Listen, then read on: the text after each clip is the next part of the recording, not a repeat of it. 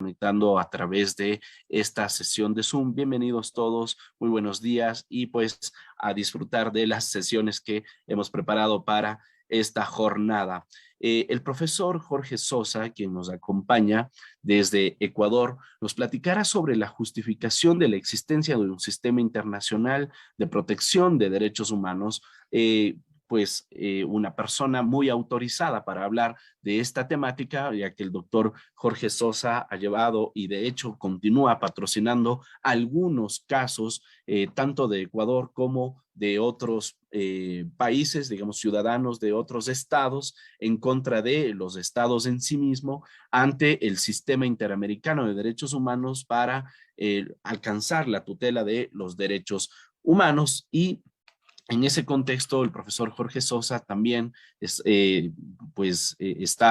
sumamente acreditado como profesional para ofrecer esta capacitación, en la medida que también es docente universitario, abogado litigante, docente de pregrado y de posgrado. Fue también candidato a juez de la Corte Constitucional del Ecuador y sin lugar a dudas una persona que está al día con la lucha por los derechos humanos, quien nos platicará sobre este tópico tan interesante, y es ¿por qué? No partimos de la pregunta, ¿por qué necesitamos tribunales internacionales de derechos humanos? ¿Será que en nuestros países la defensa es insuficiente, la defensa no alcanza, no existe tutela, y de tal manera que tengamos que acudir a otro lugar?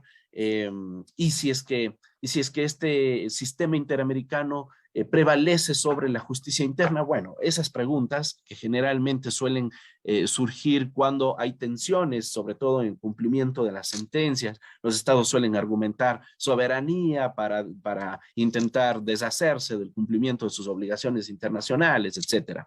Así que, bueno, todo eso seguramente será muy bien abordado por el profesor Jorge Sosa, quien ya nos acompaña. Estimado doctor, muy buenos días, bienvenido, tiene la palabra. Gracias por la invitación, Damián. Muchísimas gracias. Encantado, doctor. ¿Empezamos ya? Sí, adelante, doctor. Okay. Lo escuchamos. Está bien. Bien, cuando Damián me invitó, ¿verdad? Bueno, ahí la pregunta, ¿por qué necesitamos sistemas de protección internacional?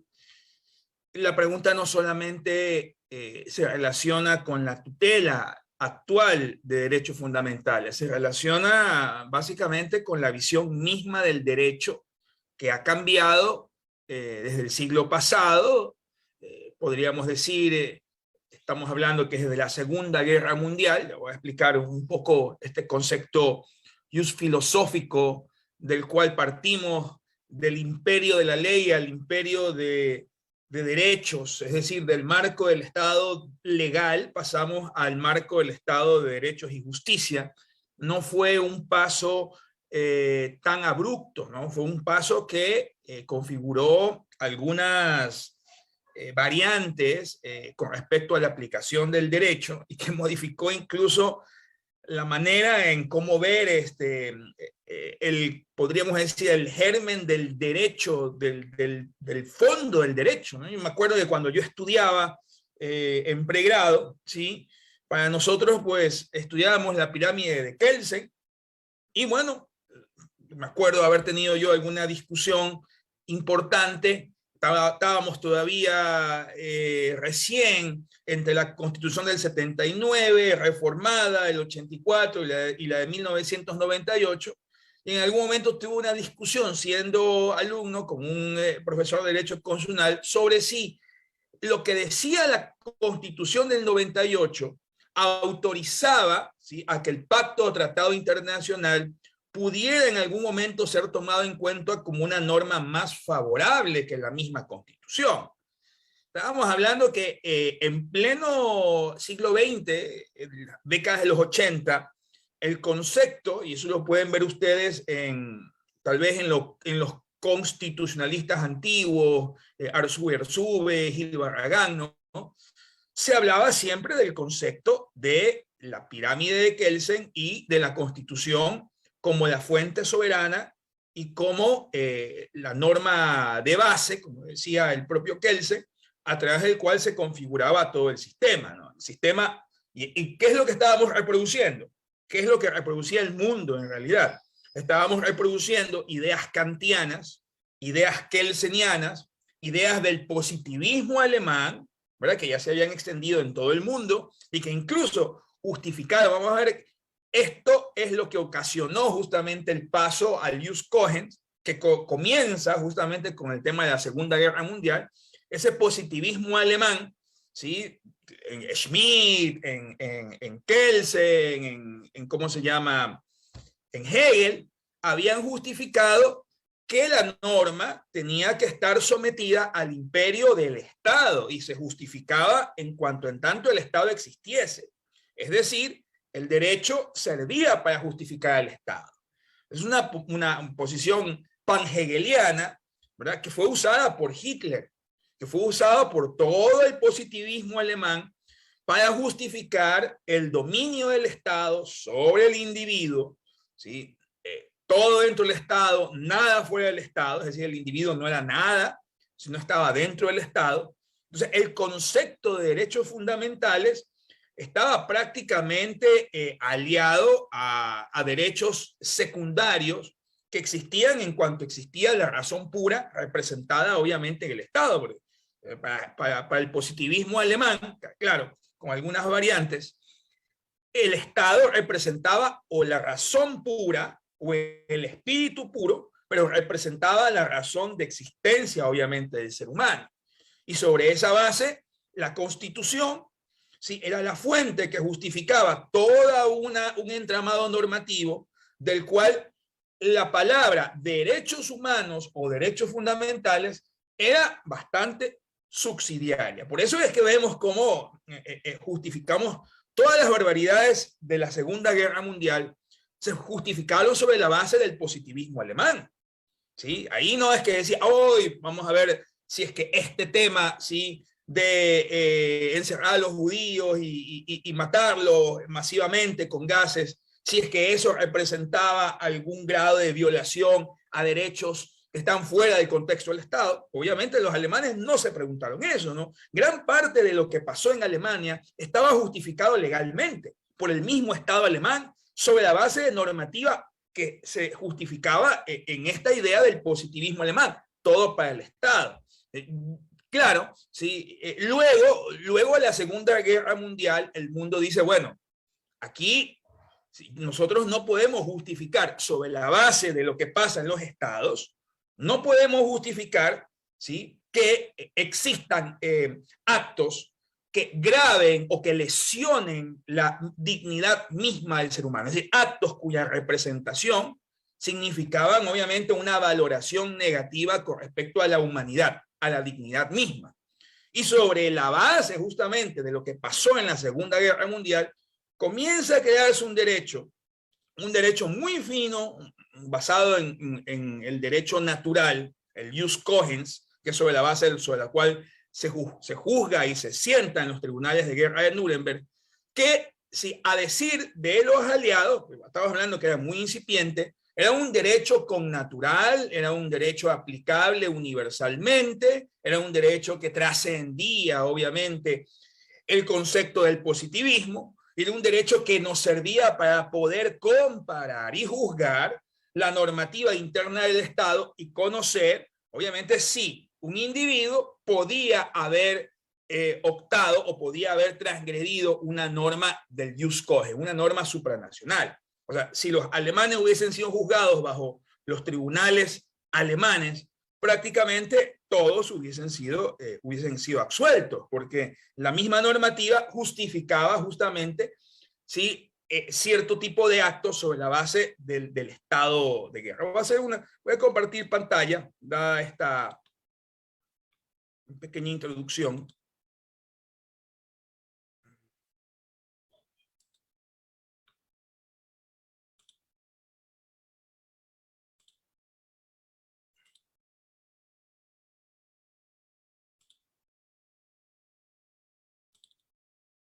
Bien. A ver, entonces, Kahn, Schmitt, características, principalmente la razón natural, todas las leyes prácticas resultan de la razón. Feuerbach, el derecho natural es la ciencia de los derechos del hombre, dados, obviamente, y justificados a través de la razón. Entonces, llegamos a un punto en el cual quien comienza a insertar esta idea de derechos, de cierto tipo de derechos que el Estado debía satisfacer, fue Rousseau, ¿sí? Sobre la base del contractualismo, algo en el cual justificamos algunos. Ojo, el contractualismo no es la única teoría que justifica la razón de ser del Estado, ¿no? Tenemos obviamente toda la teoría del Leviatán, en el cual la razón del Estado es limitar la libertad del individuo porque es una libertad arbitraria y porque los seres humanos somos malos por naturaleza, ¿no? O sea, si tomamos, obviamente, lo de Hobbes ha servido para justificar el Estado policial, el famoso Leviatán.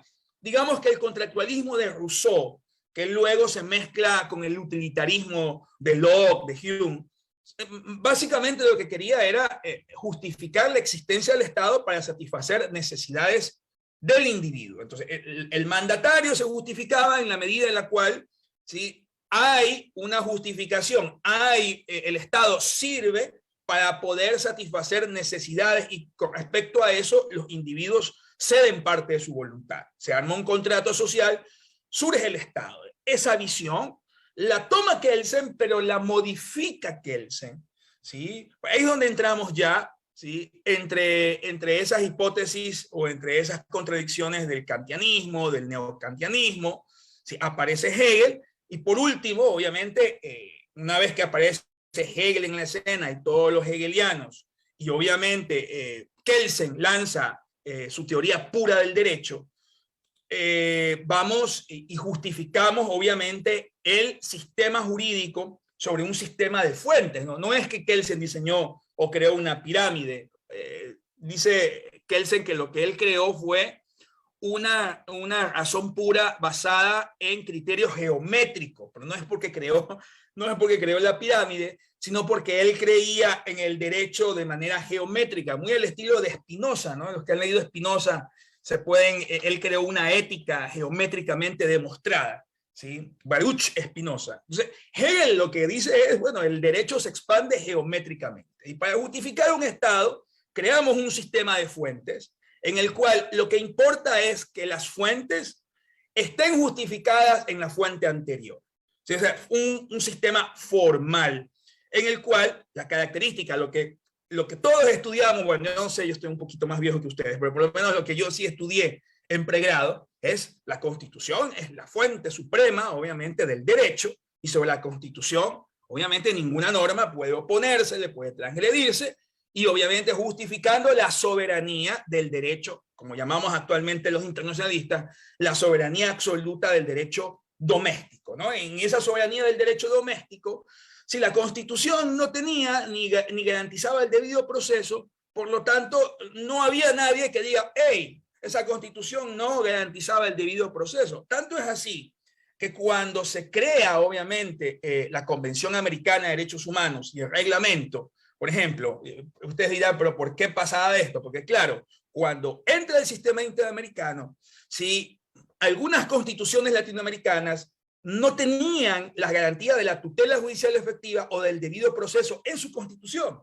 Y por eso es que la Convención Americana pone como excepción para llegar al sistema interamericano el no tener en su constitución, obviamente, la garantía del debido proceso o de la tutela judicial efectiva. Ojo, por eso estoy hablando de ese paso importantísimo del sistema de fuentes kelseniano, que muchos abogados estudiamos, obviamente, en el cual no cabía, ¿sí?, normas comparativas que pudieran establecer si la normativa interna se ajustaba o no se ajustaba, obviamente, a la idea de la dignidad humana, al derecho a la igualdad. Esto surge a partir de la Segunda Guerra Mundial, ¿sí? ¿Para qué? A partir de los crímenes de guerra nazi, y esto es importante, para justificar limitar el ejercicio del poder público. La primera razón por la cual, ¿sí?, justificamos un sistema internacional de protección. O sea, realmente los sistemas se crearon para limitar el poder público que representaban, obviamente, para la misma comunidad. O sea, llegamos al punto en el cual el derecho y los estados podrían representar un peligro para sus propios ciudadanos y para la humanidad. Entonces, se crea esta Carta de Naciones Unidas, esta Naciones Unidas, la Liga de Naciones ya había fracasado, y dice, bueno, hay que crear un derecho que limite el poder estatal con respecto a sus ciudadanos. Y básicamente, con la idea de que pudiera surgir una nueva Alemania, pudiera surgir un nuevo Estado. Vemos en el tema de Rusia, por ejemplo, algunos creemos que realmente el sistema internacional a veces sirve o no sirve, ¿no? Pero Rusia ha hecho lo que da la gana en la guerra, con el tema de Ucrania. Y no vemos que hayan habido, obviamente, acciones operativas que hayan podido detener lo que ha hecho Rusia, ¿no? Por incluso se lo compara a Putin con el nuevo Hitler, ¿no? Pero bueno, eso pasó. O sea, realmente la humanidad dijo, bueno, no queremos un nuevo Hitler, ¿sí? No queremos un nuevo Estado alemán, pan expansivo. Tenemos que limitar el poder público de los estados con respecto al derecho doméstico. Y dice, bueno, vamos a limitarlo. Si se arma, estamos hablando de 1948, Carta de Naciones Unidas, Declaración Universal de Derechos Humanos, comienzan las declaraciones regionales en la OEA, la Declaración Americana de Derechos Humanos, y obviamente sobre la base de estas declaraciones comienzan a forjarse estos sistemas de tutela. Carlos Santiago Nino, un autor bastante importante en materia de derechos humanos, ¿verdad? Sigue la línea histórica de los derechos fundamentales, ¿no? No todos coincidimos con todas las líneas, pues para algunos derechos fundamentales son derechos ius naturales teológicos, es respetable, para otros serán derechos naturales ius racionalistas, es decir, la razón natural, pero yo principalmente, hablando como Jorge Sosa, ¿sí? Yo creo que esto se justifica en una razón histórica. ¿Sí? Para mí hay una razón histórica. Claro que esas razones históricas van dejando, como dicen, cotos vedados o van dejando núcleos duros de derechos de los cuales no podemos regresar. Pero es importante saber qué es la experiencia, el contexto de lo que ha pasado en la humanidad, que ha generado derechos fundamentales para que sean lo que son actualmente. O sea, ¿cómo se configura el derecho a la tutela judicial efectiva? Es un derecho que se configuró no necesariamente a partir de la misma Carta de Naciones Unidas, o por ejemplo, el derecho a la debida motivación de las resoluciones, sino que se configura en el derecho a la verdad a partir de actos, de casos específicos, ¿verdad? De momentos en los cuales vemos que el poder público es arbitrario, no justificaba obviamente las decisiones judiciales, nace la teoría de argumentación jurídica, y decimos, bueno, a ver, tenemos que examinar la motivación de los jueces. Si no la examinamos, significa que podemos llegar a actos arbitrarios judiciales que a su vez pueden causar daño, obviamente, y que pueden afectar derechos fundamentales. Para mí, obviamente, la línea, ¿sí?, que justifica derechos humanos siempre va a ser la línea histórica, ¿no? Y Nino proponía 3 principios, básicamente. El principio de inviolabilidad de la persona, es decir, para configurar un derecho humano fundamental, la autonomía de la persona y de la dignidad de la persona, que lo justificaba sobre la base que es necesario que la herramienta de los derechos humanos o de los derechos fundamentales sea un límite a posibles catástrofes que pueden desarrollarse en la humanidad en relación justamente a la afectación de estos derechos. Subsidiariedad y complementariedad de los sistemas internacionales. Entonces, aquí, una vez que dimos el paso, para explicar un poco,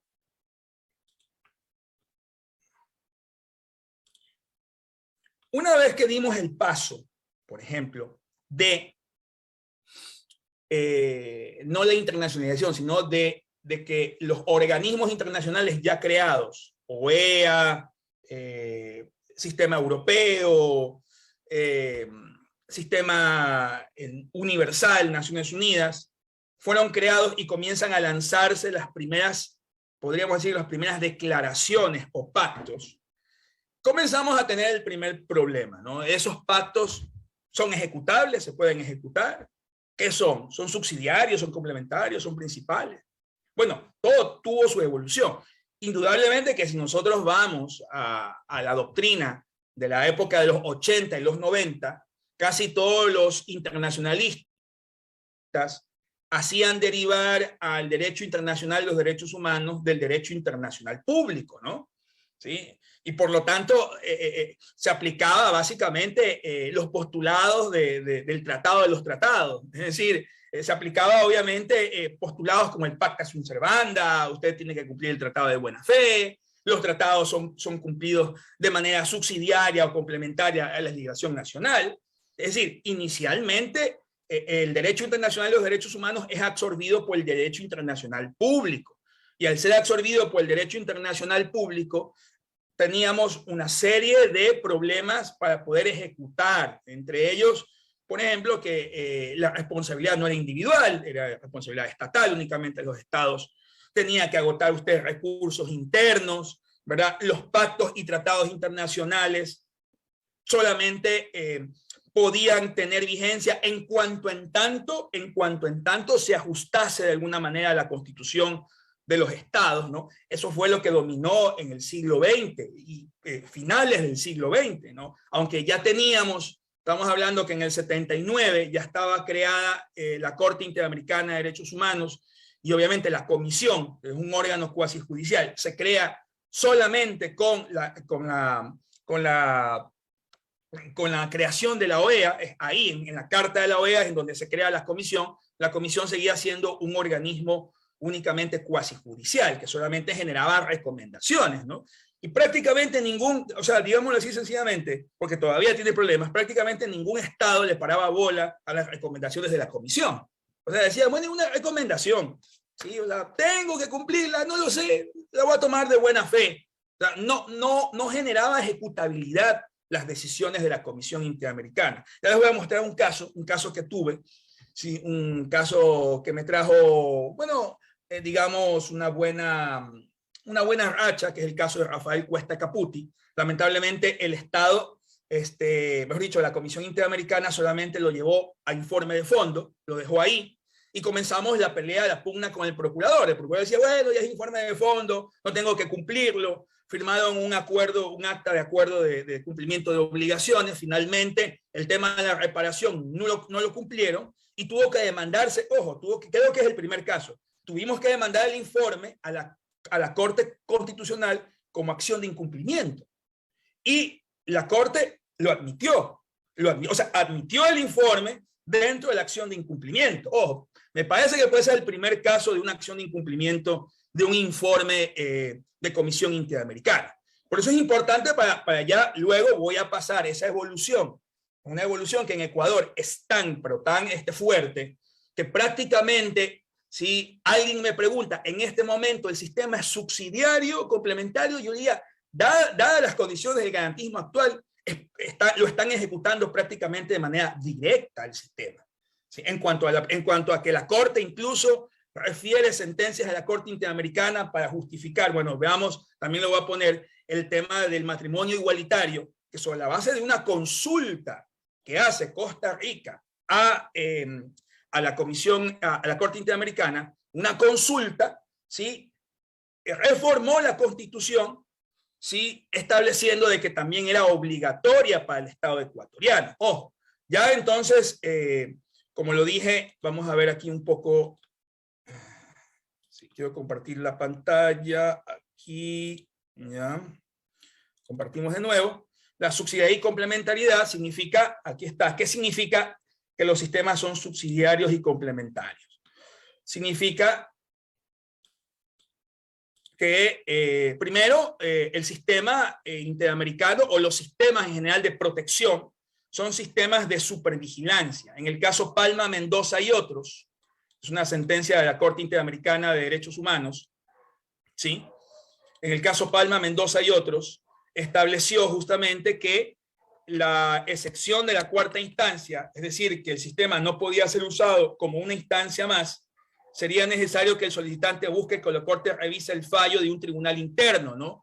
Es decir, los sistemas les está vedado revisar el último fallo, es decir, no pueden ser usados ningún sistema, ni el sistema europeo, ni el sistema africano, ni el sistema universal, pueden ser usados solamente para revisar únicamente una sentencia o una resolución del derecho interno, sino que sirven para supervigilar. ¿Qué supervigilan? Supervigilan todo el sistema. De tal manera que, por ejemplo, cuando usted presenta una denuncia ante la Comisión Interamericana de Derechos Humanos o presenta una denuncia ante la Corte Penal Internacional, usted tiene que justificar cierto grado de actividad interna. Si no hay un grado de actividad interna, algún recurso interno que usted agotó, el sistema mismo lo va a rechazar, porque básicamente son sistemas de supervigilancia, aunque cada vez menos el sistema ha mutado tanto que actualmente, por ejemplo, en el sistema interamericano, usted sí puede presentar una denuncia estando pendiente una resolución. ¿Sí? Y de hecho hay resoluciones de la Comisión Interamericana en etapa de admisibilidad que ha permitido presentar denuncias ante el sistema interamericano estando pendientes, obviamente, una resolución. Por ejemplo, el caso Glass, por ejemplo, ¿sí? Es un caso que ha avanzado. Pese a que Glass tiene procesos penales en curso, el sistema ha admitido la demanda contenciosa de Glass.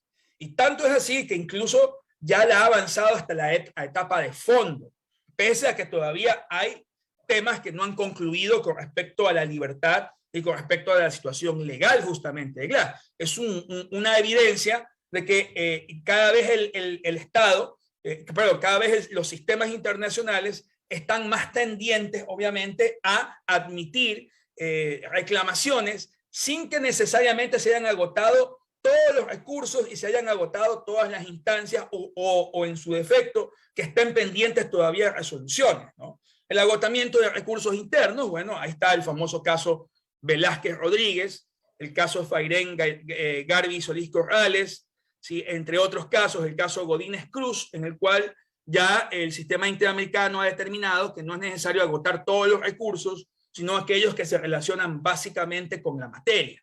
Y por eso es que cuando se demanda a los sistemas internacionales, siempre se suele demandar también por la violación al debido proceso y a la tutela judicial efectiva, porque obviamente el Estado no pudo, ¿sí? Ni tampoco reparó ni adoptó mecanismos internos eficientes para poder efectivamente subsanar una violación a un derecho humano fundamental. Ahora, el caso Fontevecchia contra Argentina es un caso interesantísimo con respecto al tema de la doctrina de la apreciación nacional, o de la apreciación del derecho nacional.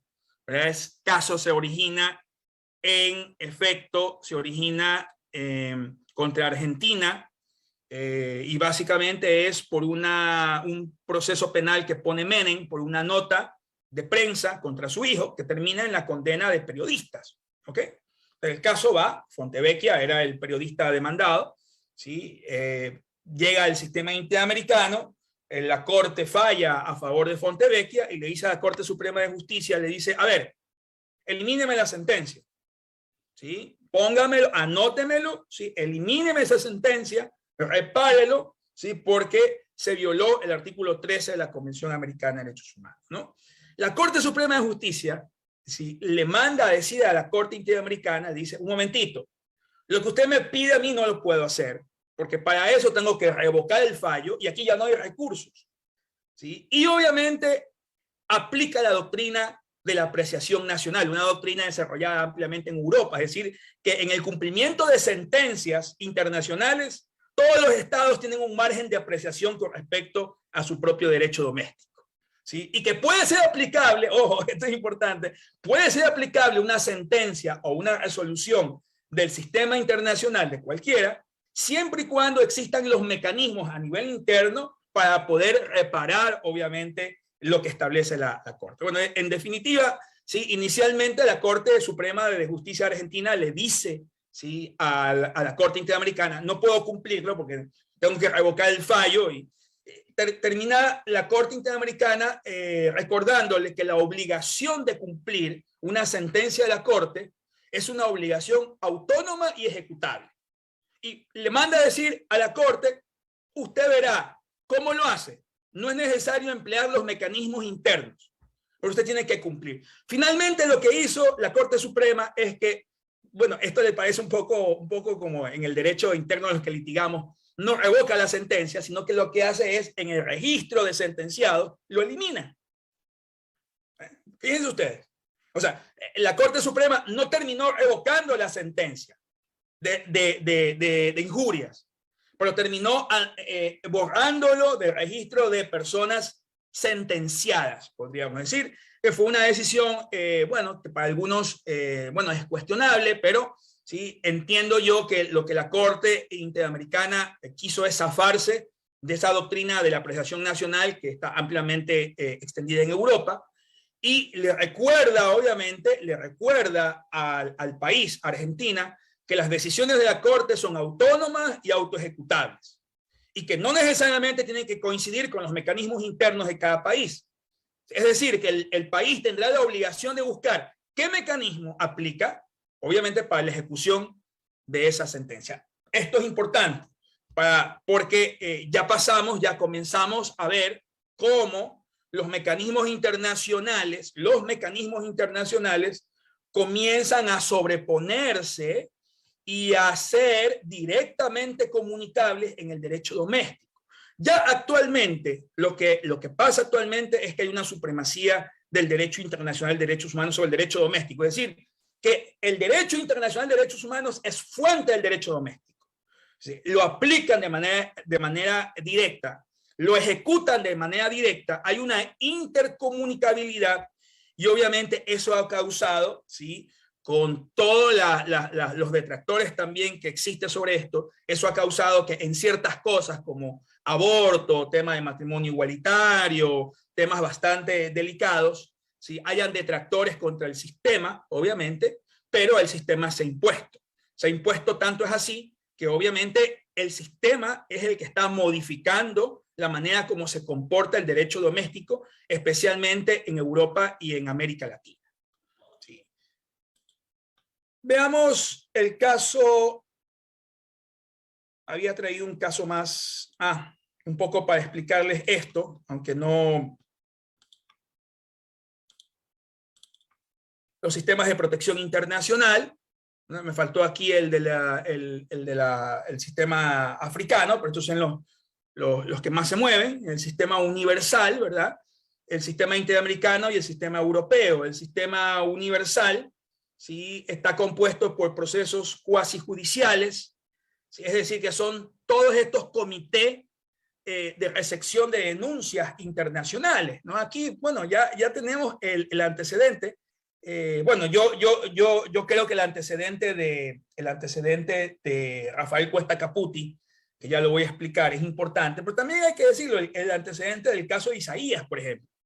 Los casos de los hermanos Isaías, ¿sí?, que obviamente están recuperando los bienes, ellos demandaron ante el Comité de Derechos Humanos, el Comité de Naciones Unidas de Derechos Humanos, ¿no? Ahí son 7 comités que hay. Hay un comité de niñez, hay un comité para temas de tortura, hay un comité para temas de migrantes. Demandó ante el Comité Naciones Unidas sobre la base de los mandatos o del mandato que impidió, obviamente, el que puedan presentar recursos sobre las incautaciones que sufrieron, ¿no? El comité determinó de que Ecuador había incurrido en una violación al derecho a la tutela judicial efectiva y al debido proceso, al no permitírsele que pudieran ellos presentar recursos sobre un mandato constitucional que impedía cualquier tipo de recurso sobre las incautaciones, ¿no? ¿Qué es lo que hicieron el abogado de los hermanos Isaías una vez que tuvo la resolución? Demandó una acción de incumplimiento y presentó una acción de protección sobre la base del informe del comité.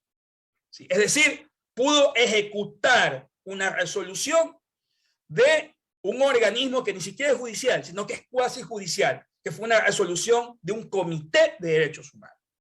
Para mí, la idea está clara. O sea, tenemos ya los elementos para decir que actualmente los informes de organismos internacionales que contengan obligaciones claras, determinadas y exigibles pueden ser ejecutados efectivamente a través de mecanismos constitucionales en el Ecuador.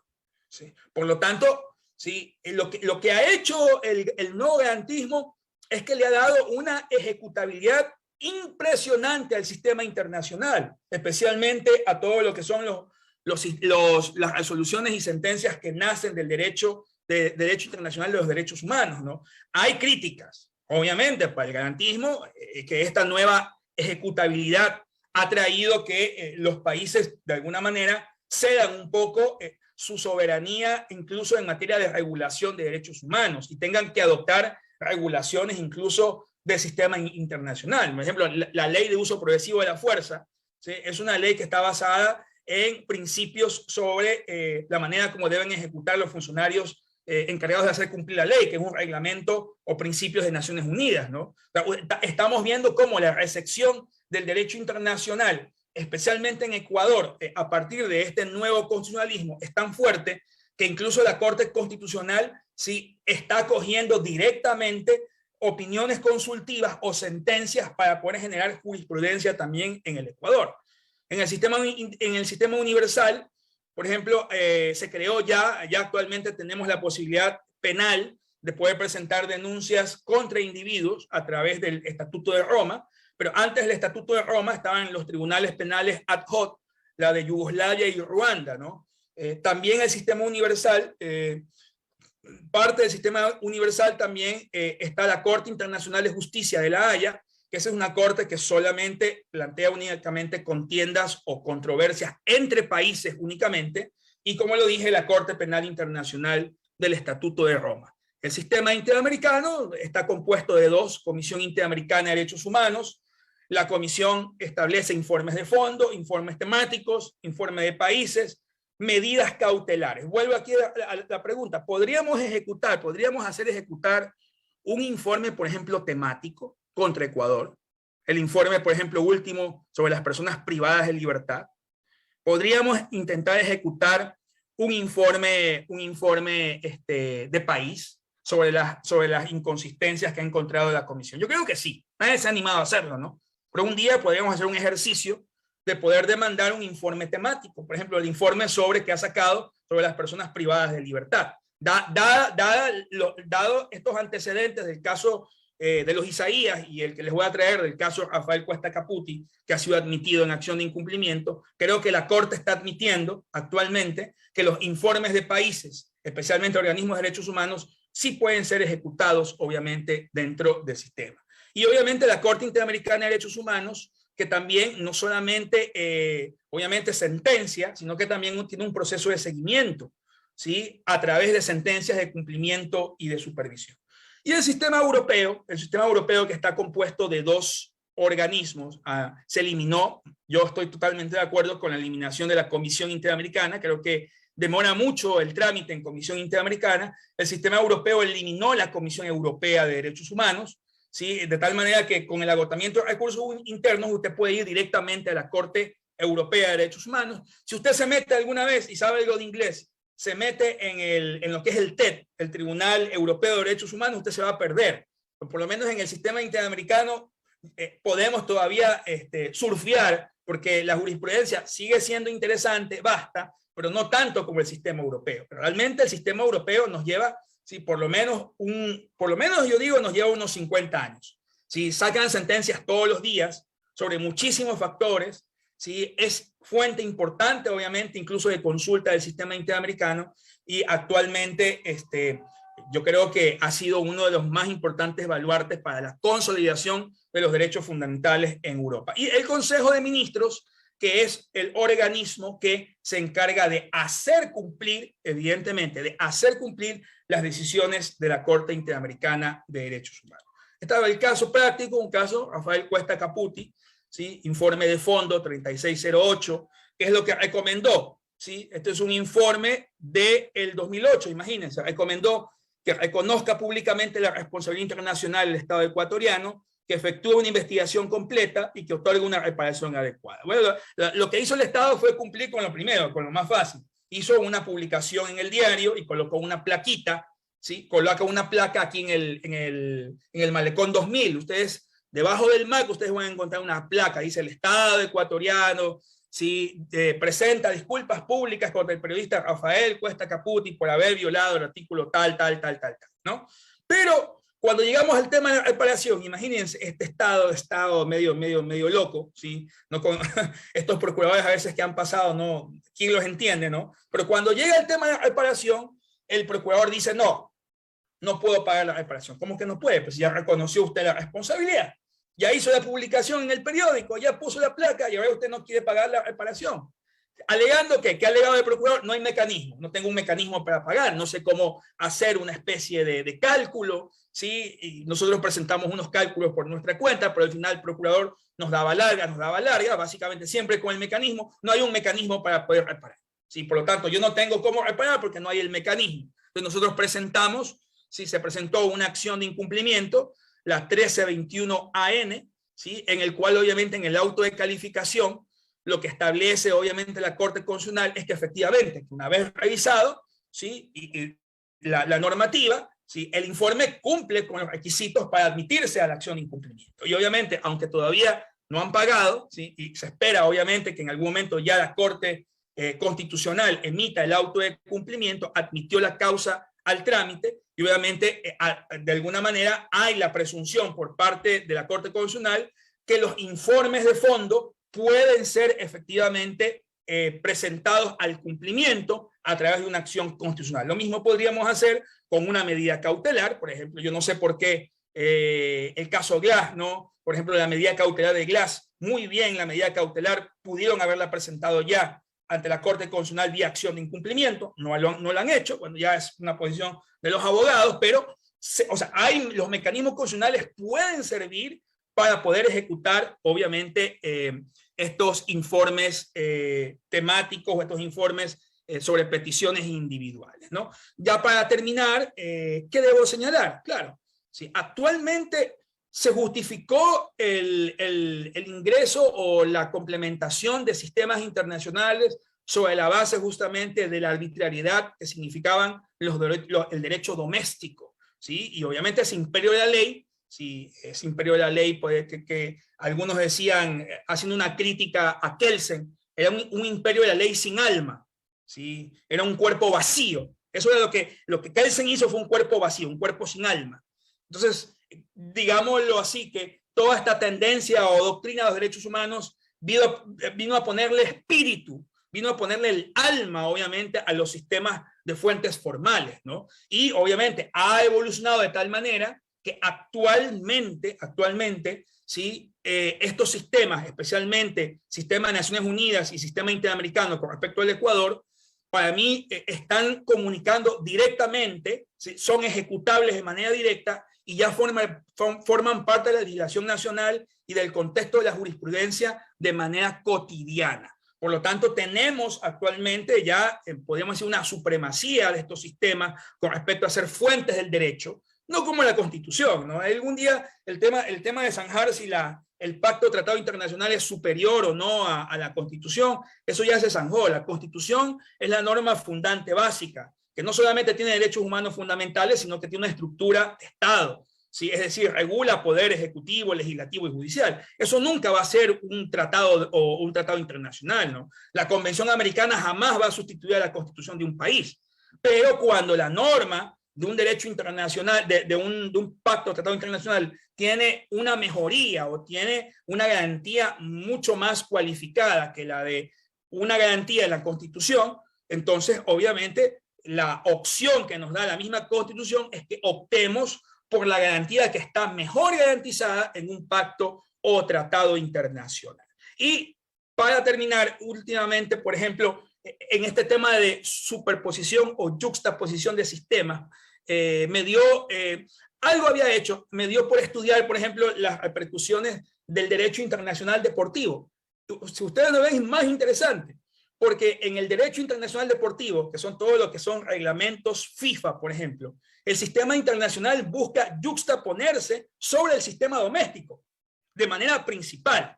O sea, ni siquiera agotando un recurso, ¿no? Sí, revisando los reglamentos de la FIFA, los mismos reglamentos de la FIFA impiden que los países puedan presentar sistemas de reclamaciones laborales o de cualquier otra naturaleza para poder resolver contiendas FIFA. Es algo que también es digno de estudio en el plano del derecho internacional, porque yo podría decir que el sistema internacional deportivo, por ejemplo, es el único sistema del derecho internacional que se justapone de manera directa al derecho doméstico de los países, o sea, que intenta suplantarlos de manera directa, ¿sí? Sin que, obviamente, los jugadores o quienes están dentro del tema deportivo puedan acudir, obviamente, a temas internos. Interesante, esas son las características de lo que hoy tenemos en el derecho internacional. Creo que la evolución ha sido bastante buena, no creo que haya motivo de preocupación, ¿sí? Tal vez vamos a diferir en algunos temas como aborto, como temas de matrimonio igualitario, podemos diferir, pero esta tendencia ha impedido, obviamente, la arbitrariedad de los derechos domésticos en estos países. Imagínense, un país como Ecuador, que tiene tantos problemas en temas de administración de justicia, en temas de ejecución de derechos fundamentales, no le veo yo otra. A veces los ciudadanos o las personas afectadas no tienen otra salida que acudir a estos sistemas como formas de reparación. Gracias también. Excelente, profesor. Muchísimas gracias a usted también por la conferencia que nos ha compartido. Vamos a dar paso a las preguntas del público que nos ha remitido por aquí, tanto por el chat de Zoom como por redes sociales. Indira Caicedo nos dice: hola, buenos días, doctor Sosa. Tengo una pregunta. Si una de las consecuencias de la Segunda Guerra fue la creación de las Naciones Unidas, ¿por qué actualmente en situaciones donde la vulneración a derechos humanos y derechos fundamentales es evidente, como en El Salvador o Ucrania, esta y otras organizaciones lo único que hacen es, entre comillas, condenar los actos y no ejecutan alguna acción que limite el poder público y se dejen de vulnerar estos derechos? Bien, el tema de Naciones Unidas viene por los miembros fundadores, ¿no? Han aplaudido de que Ecuador forma parte ahorita del Comité de Seguridad de Naciones Unidas, pero realmente es un comité, o mejor dicho, un miembro no permanente. El poder de veto lo van a tener siempre los miembros fundadores, ¿no? ¿Quiénes son los miembros fundadores? Estados Unidos, China, Rusia, ¿no? Y obviamente hay intereses geopolíticos, ¿sí? Creo yo que está bien denostado la actuación de Naciones Unidas en temas como Irán, Irak, en las cuales sí han actuado, sí han permitido obviamente ataques preventivos. El Consejo de Seguridad, por ejemplo, sí ha establecido sanciones, pero por lo menos tenemos algunos mecanismos como el embargo, las sanciones comerciales, el rompimiento de relaciones diplomáticas. También hay que tener en cuenta que si hay un ataque preventivo por parte del Consejo de Seguridad, si el Consejo de Seguridad permite, por ejemplo, la intervención de Rusia, ¿sí? Podríamos estar armando una tercera guerra mundial, ¿sí? O sea, también hay que tener en cuenta de que no solamente ya en temas geopolíticos estatales, no solamente se busca, y efectivamente debe buscarse, la defensa de derechos humanos fundamentales, sino que también tener en cuenta que hay ciertas posiciones geopolíticas que pueden amenazar gravemente el destino de la humanidad. Hitler no tenía armas nucleares, y si los hubiese tenido, las hubiese lanzado Hitler. Yo no dudo que Putin sí apretaría el botón para lanzar misiles, si es que hay una intervención de Rusia. No me queda la menor duda. Entonces, creo que también hay que tener algún grado justamente de posición geoestratégica, de diplomacia, para saber hasta qué punto podemos acorralar a Rusia. No me cabe duda de que Putin, si no muere, va a tener que enfrentar a la Corte Penal Internacional y todos sus generales, porque ya la Corte Penal Internacional ya abrió una investigación sobre el tema. Okay, ya abrió, o sea, ya abrió y ya está recopilando testimonios. Yo creo que hay que siempre tener en cuenta que los mecanismos no son la panacea absoluta, pero son mecanismos que sirven de algo para estos graves flagelos de la humanidad. Excelente, doctor. Sí, bueno, y de hecho, entre otras cosas, perdón, se plantea como un método de solución frente a las crisis que representa las guerras o la amenaza de la guerra, declarar a nivel internacional a las armas como un bien ilícito internacional. En la medida, bueno, que si es que estamos preparados para la guerra, no hay una garantía de la paz.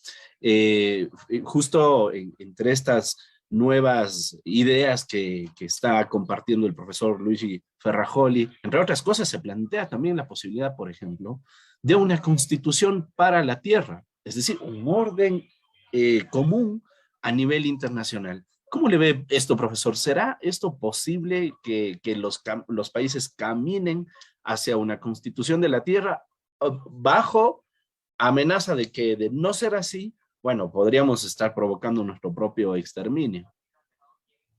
Porque la doctrina sobre la que se fundamenta derechos fundamentales y derechos humanos es limitada al que tiene mayor poder. Yo creo que el principal problema que va a tener una constitución es que los países con mayor poderío consientan en ser limitados, ¿no? Porque obviamente si volvemos a hacer una constitución con los mismos, igual como hizo Naciones Unidas, o sea, con China, con Rusia, con Estados Unidos, como miembros fundadores o como parte justamente de los que generan estas garantías constitucionales mundiales, vamos a tener siempre el problema de que esas potencias son las fuentes, obviamente, de corrupción y son las fuentes de arbitrariedades, ¿no? Yo creo que me parece excelente lo de Ferrajoli, pero una constitución mundial siempre tendría que apuntar a limitar, ¿sí?, a las potencias que pueden causar estos grandes flagelos en la humanidad. Habría que ver si ellos están de acuerdo, obviamente, en que los limiten, ¿no?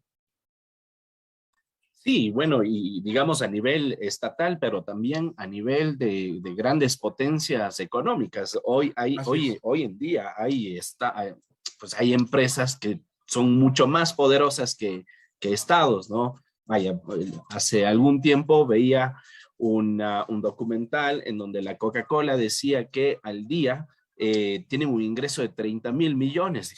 Me quedo sorprendido porque en el Ecuador ese es el presupuesto general del Estado. Y ellos lo tienen, imagínense, por día, impresionante. Entonces, son poderes que rebasan inclusive la capacidad de los estados, ¿no? Interesante.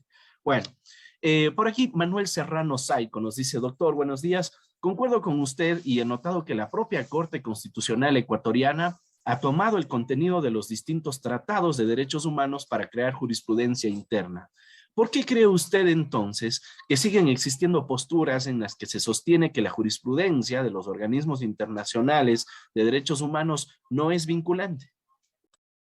Que esa contracorriente viene principalmente, sí, respeto mucho las tendencias, viene principalmente de los grupos pro vida, de los grupos que son, por ejemplo, antivacunas, de los grupos que ven obviamente en las reglas, por ejemplo, de la OMS, o que ven obviamente en el tema de los avances que genera el sistema interamericano en temas de aborto, en temas de identidad sexual, lo ven como una imposición, ¿no? Porque obviamente son posiciones también personales y delicadas, ¿no? No he visto yo que hayan tendencias contra la jurisprudencia en materia de debido proceso, tutela judicial efectiva. Básicamente esas tendencias vienen de acá. Vienen de los grupos pro vida, que tienen que ver con el tema del aborto, vienen de los grupos conservadores que se relacionan con la identidad sexual, vienen del tema justamente de la garantía también de derechos de los niños, niñas y adolescentes, vienen obviamente de estas tendencias antivacunas que se refieren con el derecho a la salud.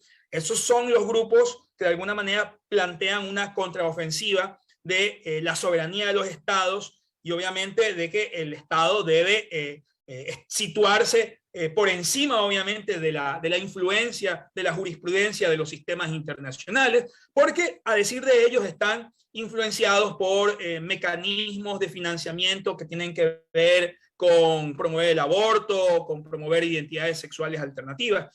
Yo la verdad es que para mí la autonomía del individuo, usted quiere cambiar de identidad, cambia de identidad. Yo el tema del aborto lo veo como un tema de política pública, en el cual el Estado no tiene por qué meterse también, lo que tiene que prever simplemente que el aborto tenga alguna salida, obviamente que no a las 12 semanas, tal vez, porque eso ya traería otras consecuencias. Incluso en el caso Atarvia Murillo versus Costa Rica, sí, la Corte Interamericana también ha reconocido derechos del naciturus, derechos del que está por nacer, y le ha dicho a los estados, intenten compaginar, ¿no? Que eso es lo que ha pasado también con esta norma del tema del aborto, ¿no? Que algunos legisladores han dicho, bueno, pero el sistema mismo dice que hay que compaginar derechos del no nacido con los derechos de las víctimas. Entonces, esas son las posiciones que creo que buscan, obviamente, generar esa duda sobre si aplicar o no, pero no las he visto en el tema de justicia, no las he visto en el tema de bioproceso, no las he visto en el resto de garantías. Yo creo que va por ahí el tema, ¿no?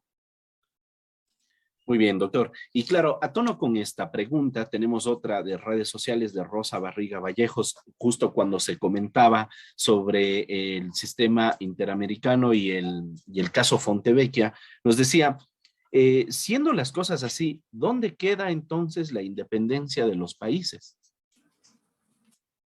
Claro, pero es que la evolución del sistema hasta llegar a donde hemos llegado, ¿sí? Pasa por esa transformación. Ese tema de la soberanía es un tema que yo lo estudiaba en pregrado, ¿verdad? Yo tenía hasta derecho territorial como materia, ¿verdad? Y obviamente en mis clases también de Código Civil, en las reglas generales, si la ley no es retroactiva, etcétera, la ley, los efectos de la ley posterior, siempre había ese halo de soberanía, Estado, derecho, ¿sí? De tal manera de que lo que estábamos viendo era una ampliación o una reproducción de los sistemas del positivismo alemán que se reproducieron en América Latina, ¿no? Yo creo que eso se perdió en el momento en el cual, ¿verdad?, sobre la justificación del Estado y sobre la justificación del cumplimiento de la ley, ¿sí?, comenzaron a aplicarse normas que flagrantemente violentaban derechos fundamentales. Por ejemplo, en Ecuador estaba penalizado la homosexualidad. Había un delito penal de la homosexualidad como delito penal. Hoy actualmente esa norma, ¿sí?, sería totalmente inconstitucional y estaría en contra de las convenciones internacionales, de la Convención contra la Discriminación. Ahora, ¿cómo llegamos al punto en el cual pasamos de que la norma estaba bien y ahora la norma estaba mal? Porque cuando estaba bien, era un sentimiento estatal cerrado, en el cual probablemente grupos de poder relacionados también con la labor legislativa, ¿sí?, habían incluido esa norma porque, a decir de ellos, interpretaba el sentir de un Estado. Pero, afortunadamente, el avance del derecho internacional de derechos humanos, ¿sí?, nos ayuda para poder examinar incluso la manera como los Estados están legislando. Yo creo que si nosotros volvemos al principio de soberanía, ¿sí?, y al principio de independencia completamente estatal, no vamos a tener una Alemania, vamos a tener miles de Alemanias reproducidas obviamente en el mundo, en el cual sobre la base de la justificación de su sistema dice, bueno, este es mi sistema, esta es mi norma y tú la tienes que cumplir. No me interesa a mí el sistema universal, el sistema de protección. Creo que ahí, lamentablemente, ese principio de independencia o de soberanía en materia de derechos ha cedido, pero a mi criterio, para una mejoría, obviamente, de la humanidad. Perfecto, doctor. Indira Caicedo ha levantado su mano. Estimada Indira, le escuchamos, por favor, si enciende su audio y micrófono. Perdón, y video. Sí, gracias, doctor. Buenos días. Muchísimas gracias. La clase muy, muy bonita. Yo tengo una pregunta. La UNESCO, como organismo de Naciones Unidas que fomenta la salvaguardia del patrimonio cultural inmaterial, la música de marimba, que es patrimonio cultural de la humanidad de Colombia y Ecuador, está en una zona de conflicto armado como es Esmeraldas. ¿Por qué no se generan acciones que fomenten la paz en esos lugares donde el patrimonio podría estar en riesgo? Entiendo que existen tratados internacionales como la Convención para la Protección de los Bienes Culturales en caso de conflicto armado. Bueno, aquí una pregunta interesante, ¿no? En la medida en que creo que todos, o no sé si todos serán abogados, pero por ejemplo, hacer esos ejercicios de demandar, de ir demandando, por ejemplo, convenciones internacionales. ¿Puedo presentar una acción de incumplimiento normativo? ¿Puedo presentar una acción de incumplimiento sobre un convenio o tratado? Mi criterio es que sí se lo puede hacer, ya se lo ha hecho. Entonces, si vemos que hay una política pública del Estado que no se ajusta a una convención, ¿sí?, podemos utilizar un mecanismo constitucional para obligar al Estado a que produzca esa política pública. Porque creo que si dejar todo en manos de la voluntad política del Estado, depende también del gobierno. Los gobiernos tienen sus sesgos, ¿no? El gobierno de izquierda, el gobierno de derecha, el gobierno liberal, el gobierno...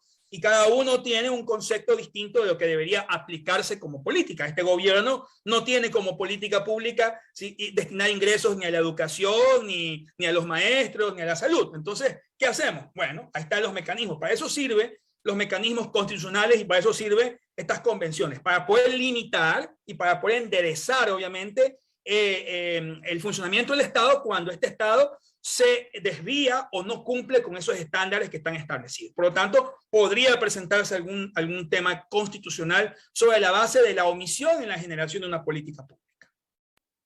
Doctor, Casimiro Pachacopa nos dice, ¿cuáles son los mecanismos de coerción para la ejecución de las resoluciones del sistema internacional, como de la Corte Interamericana de Derechos Humanos, por ejemplo, para que el Estado asuma y cumpla de acuerdo a los alcances de la sentencia del caso en concreto? Inicialmente, las sentencias de corte son autoejecutables y son autónomas. Es decir, ahora, en Ecuador se creó un mecanismo en el Código Orgánico de la Función Judicial en el cual se puede homologar o ejecutar una sentencia de un organismo internacional a través del Tribunal Contencioso Administrativo, pero hasta la fecha nadie lo ha empleado porque el Ecuador jamás en su vida se ha negado a cumplir una sentencia de la Corte Interamericana. Es decir, jamás el Ecuador ha esgrimido alguna cosa como el margen de apreciación nacional, algo que causaría una controversia, porque creo que el procurador ni siquiera conoce eso, probablemente, ¿no? Entonces, creo que no hemos tenido realmente un problema aquí, ¿sí?, en el cual no se haya ejecutado una sentencia. Todas las sentencias de Corte Interamericana están ejecutadas o en ejecución. Si no se pudiera ejecutar, podría demandarse al Tribunal Contencioso Administrativo de acuerdo al mecanismo que está en el Código Orgánico de la Función Judicial. Y los informes de organismos no judiciales sí pueden, si contienen una obligación clara y exigible, ustedes los pueden mandar vía acción de incumplimiento ante la Corte Constitucional. Muy bien, doctor. Y vamos con una última pregunta de Cristian Paula. Bueno, es un comentario en realidad, pero quisiera trasladar la pregunta. Cristian Paula dice, en el sistema interamericano no existe el margen de apreciación como en Europa, porque existe el estándar de control de convencionalidad desde el caso Almonacid Arellano versus Chile. 2006. A propósito de eso, doctor, ¿será entonces que en Europa no existe el control de convencionalidad o el control de convencionalidad es una suerte de... es antagónica a esto del margen de apreciación? No necesariamente la doctrina del margen de apreciación está ligada al control de convencionalidad. Ojo, ¿no? Porque si usted ve el artículo 2 de la Convención Americana de Derechos Humanos, establece que los países tienen la obligación de adecuar su legislación interna a la legislación justamente internacional, algo que está también en el 84 de la Constitución de la República del Ecuador. Es decir, tenemos el estándar de que la legislación interna debe obviamente someterse a la legislación internacional. El mismo estándar existe en la Convención Europea de Derechos Humanos. Es decir, ahora, lamentablemente en Europa, ¿sí?, el sistema europeo es mucho más viejo que el sistema interamericano. El margen de apreciación con respecto a la aplicación de derecho doméstico tal vez se ha desarrollado más en Europa por la cantidad de mecanismos internos totalmente distintos, ¿no? No es lo mismo el derecho doméstico francés que el derecho doméstico búlgaro o que el derecho doméstico, sí, de Mónaco, por ejemplo. Entonces, claro, la cantidad de mecanismos internos totalmente distintos ha hecho que cobre, obviamente, el margen de apreciación, cobre, obviamente, y sea aplicado de manera absoluta, o sea, es aplicado constantemente en las sentencias de Corte Europea. Los mecanismos internos en América Latina, especialmente en lo que son debido proceso, tutela judicial efectiva, son casi similares, ¿no? Pero todos venimos del derecho romano. Ahora, no es que no se aplica, o sea, alguien lo puede alegar, ¿no? En algún momento la Corte Interamericana podría nuevamente decir, bueno, voy a aplicar, sí, la doctrina del margen de apreciación, pero en el caso Fontevecchia vimos cómo lo alegó obviamente la Corte Suprema de Justicia de Argentina. No es una cuestión de que lo tengamos en la Convención Americana, en el cual se prohíbe o no se prohíbe, porque tampoco está en la Convención Europea. ¿Sí? Es un desarrollo jurisprudencial que, si bien es cierto, no lo vemos en el sistema interamericano porque los mecanismos internos son bastante similares, pero en algún momento alguien podría decir, vea, yo no puedo aplicar, ¿sí?, esta sentencia, tal como usted me lo está pidiendo, por lo tanto, voy a excepcionarme con el margen de apreciación. Es un tema más bien que en Europa se ha desarrollado porque los mecanismos internos de tutela judicial y de debido proceso son muy, pero muy distintos, ¿no? Y eso ha hecho que la Corte Europea llegue al punto de aplicar esta doctrina. Ok, de acuerdo, doctor. Muchísimas gracias por la conferencia, por participar también absolviendo pues estas preguntas de los participantes, ampliando la temática que sin lugar a dudas pues genera muchísimo interés, ya que de hecho este diplomado fue pensado como un diplomado en constitucionalismo y derechos fundamentales por esa íntima conexión que tiene ambas materias y los derechos fundamentales, quizás como el núcleo esencial del sentido actual de lo que es el constitucionalismo, ¿no? Así que, profesor, bueno, muchísimas gracias una vez más y le cedo la palabra para que pudiera despedirse de esta audiencia. Muchísimas gracias a ti, Damián, y bueno, éxito siempre tú liderando la academia. Te deseo lo mejor de los éxitos siempre en todo lo que haces, ¿sí? Gracias a estas alternativas hay una academia, ¿sí?, que se visibiliza y que no necesariamente se relaciona también con la academia, podemos decir, oficial. Son alternativas a la academia que son bien vistas siempre para toda la ciudadanía. Gracias, Damián. Muchísimas gracias, doctor. Excelente. Igualmente a usted por la participación. Y con todos ustedes, apreciados cursantes, permítanme, por favor, unos minutos para ratificar la presencia del doctor Herrera. No sé si es que está por aquí, quizás con otro nombre de usuario, porque tenemos un usuario con Windows 10 que no sé exactamente quién es.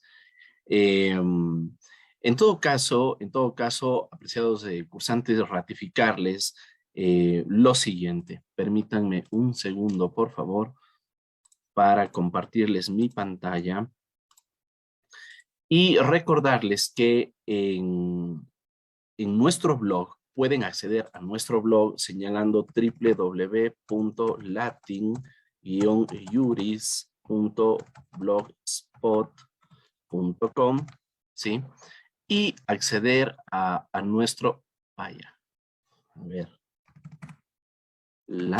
aquí está, latinjuris.blogspot.com, y acceder a nuestro blog. En la parte izquierda ustedes van a encontrar esta entrada, ¿no es cierto?, que es el diplomado en constitucionalismo y derechos fundamentales, y al acceder encontrarán absolutamente todo el desarrollo de este programa, ¿cierto? Desde la charla informativa y por cada una de las clases las respectivas lecturas. Es importante señalar, bueno, nos han escrito consultando que si por algún motivo se han atrasado con los registros de asistencia, ¿qué pueden hacer? Pueden acceder a nuestro blog, darle clic aquí en el respectivo registro de asistencia y marcarlo para que puedan estar al día. Lo importante para nosotros en realidad es que ustedes puedan revisar las sesiones, ¿no? Aquí están las clases ya singularizadas de cada uno de nuestros ponentes, está la imagen del ponente, el tema que trató y luego el respectivo video. ¿Cómo nos aseguramos de que nuestros participantes sigan el programa? A través de esto, ¿no? A través de las preguntas que se expiden después de cada clase. Recuerden que estas preguntas pasan a ser consideradas a un banco general de preguntas que será empleado en el examen final. De tal manera que si ustedes siguen el programa, revisan las clases y pueden encontrar la respuesta correcta de cada pregunta, entonces en el examen solamente pues llegarán a diligenciar las respuestas que ustedes ya las habrán visto. Pero lo fundamental para nosotros es que puedan revisar la clase y de ahí entonces la importancia de que puedan revisar también las preguntas, ¿no es cierto? Entonces, fíjense, están las lecturas, por cada clase hay lecturas recomendadas, tanto de los profesores como de la organización, para que puedan continuar ampliando los tópicos que hemos tratado. Y también recordarles que al final ustedes tendrán la opción de poder elegir como mecanismo de aprobación el ensayo final, ¿no es cierto? No solamente es el examen final como mecanismo de aprobación, sino también la opción del ensayo final. ¿Por qué la opción del ensayo final? Porque con esta opción, pues si por algún motivo de horarios, las personas que tengan que rendir el examen no logran asistir ese día, pues es mejor que vayan ya desde ahora trabajando en el ensayo final, que lo pueden entregar hasta el 10 de julio, ¿no es cierto? Con estas características. Aquí ustedes en el blog van a encontrar la estructura del ensayo, los caracteres, ¿no es cierto? ¿Qué tipo de letra tienen que utilizar? ¿Cuál es el mecanismo de citas y referencias? La extensión del artículo, la temática a tratar y el correo electrónico en el que tienen que enviar. Asimismo, recordarles que quienes deseen obtener la certificación por este programa tienen la opción de pagar. Nos encontramos dentro del periodo ordinario.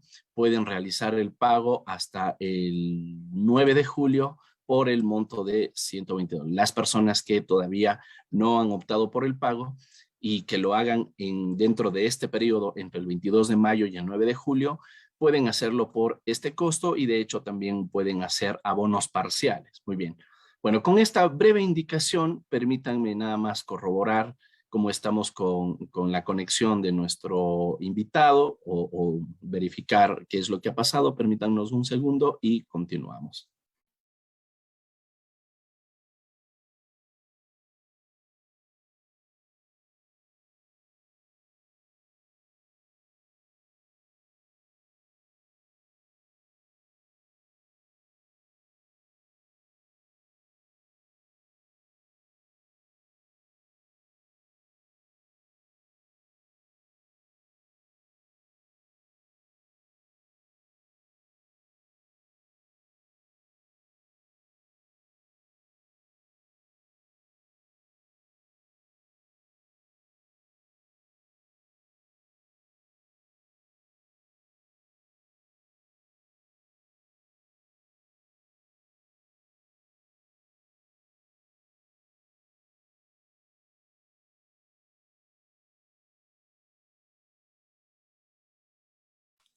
Bueno, al parecer no tenemos respuesta. Posiblemente haya existido algún problema con la conexión del profesor y para que no estén esperando en vano, vamos a gestionar para poder reagendar esta sesión del profesor William Herrera desde Bolivia y les estaremos comunicando la recuperación de esta sesión, ofreciéndoles desde luego las disculpas del caso. Seguramente algo habrá sucedido con el asunto de la conexión.